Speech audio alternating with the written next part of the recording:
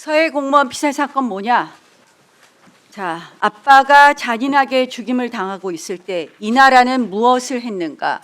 이게 문재인 대통령에게 보낸 서해 공무원, 그 죽은 서해 공무원의 아들이 보낸 편지입니다. 나라가 과연 무엇을 했느냐입니다.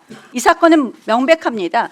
문재인 정부 평화쇼를 위해서 우리의 국민, 우리의 공무원이 사망하고 있을 때 그 사망 시간 동안 구조하거나 북한과 그동안 그렇게 친하다는 북한과 대화를 통해서 시신이 소각되는 것을 막기는커녕 오히려 시신이 소각되는 것을 다 알고도 이틀 동안이나 국민들에게 수색 쇼를 벌였던 것입니다. 저는 문재인 정부나 이재명 정부나 똑같다. 이재명 대통령 뭐라고 했습니까?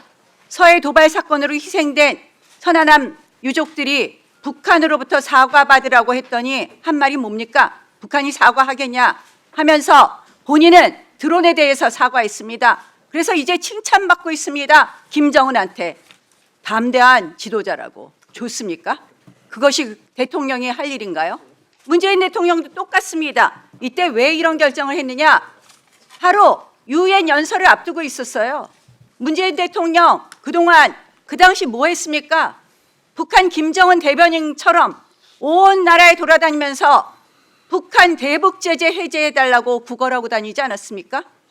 결국 서해 공무원이 피살되고 그리고 시신이 소각되는 만행이 온 천하에 알려졌을 경우에 남북관계가 경색되고 북한 대북 제재 해제를 할 수 없다는 것을 판단한 이 정부가 끝까지 숨기고 월북몰이한 것 아닙니까?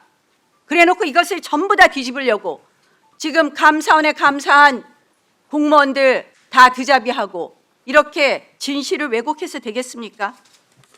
저는 국민의 목숨을 이렇게 파리 목숨처럼 또 생각하지 않는 이런 정부 반드시 이 부분에 대해서 명백하게 책임을 져야 된다. 1심 판결 무죄 받았다고 하는데요. 판결문 재판부 강조사항 제1페이지가 뭡니까? 제출된 증거들만으로는 피고인들을 형사처벌할 수 있을 정도로 유죄가 인정되는지 여부만을 판단하는 것에 불과함. 이것은 사건의 실체와 달리 결국은 형사처벌을 받을 정도의 증거가 제출됐느냐 안 됐느냐인 겁니다. 제가 왜 국정원의 감사를 지금 문제 삼느냐. 국정원이 지금 자료 안 내놓고 있는데요. 자, 보십시오. 아까 국정원 차장님. 자, 첫 번째 국정원 감찰 얘기하기 전에 하나 물어봅시다. 아까 삭제 지시 안 했다고 답변했습니까? 예, 그렇습니다. 자, 판결문 읽어보셨어요? 안 보셨어요? 읽어봤습니다. 읽어보시면 여기 이후에도 나오잖아요. 삭제를 지시했는데 다만 원본이 그대로 보존되어 있다. 삭제 권한이 없다고 할 수는 없다. 그래서 여기에 대해서 어떤 법적 판단을 안 한 것뿐이지 삭제 지시가 없다고 인정한 것은 아니지 않습니까? 판결문 다시 읽어보고 답변하십시오. 자, 제가 왜 이것이 이 문재인 정부 와서 또다시 조작되고 있다고 이야기를 하는 거냐. 자, 국정원이 지난 6월 말부터 10월 말까지 내부 감찰했죠? 했습니까? 안 했습니까? 특별 감사했죠? 예, 특별감사했습니다. 자, 특별감사 종료일은 10월 30일이었죠? 11월 30일. 11월 30일. 예, 예. 자, 6월부터 11월 30일. 예, 예. 그 30일. 그런데 감사가 끝나기도 전인 9월 16일에 제1심 재판부에 특별감사 결과 서둘러 제출했죠?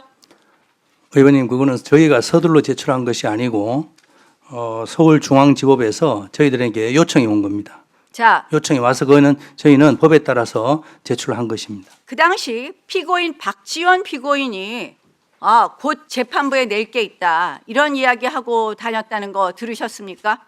듣지 못했습니다. 그것 때문에 재판부가 내라는 거 아닙니까? 그러면 감사 기간은 11월 30일인데도 재판부가 내라 그러기 때문에 9월 달에 서둘러 그러면 감사를 종료했습니까?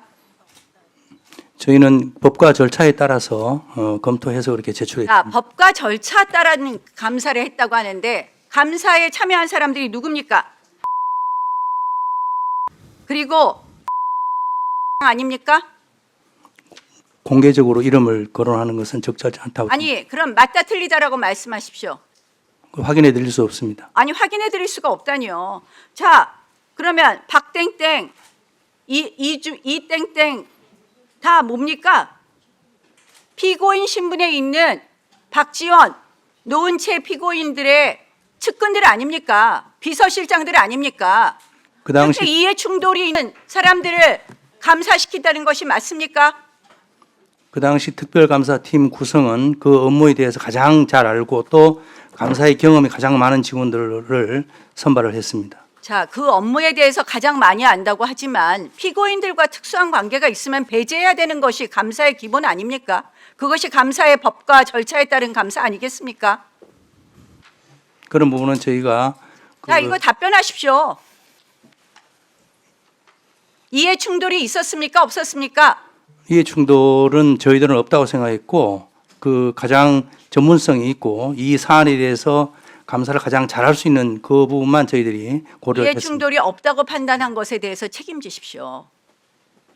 아니 박지원 국정원장 시절에 비서실장 한 사람, 노은채 피고인의 비서실장이었던 사람, 수석 보좌관 출신 이들이 감사를 한다는 것이 맞습니까?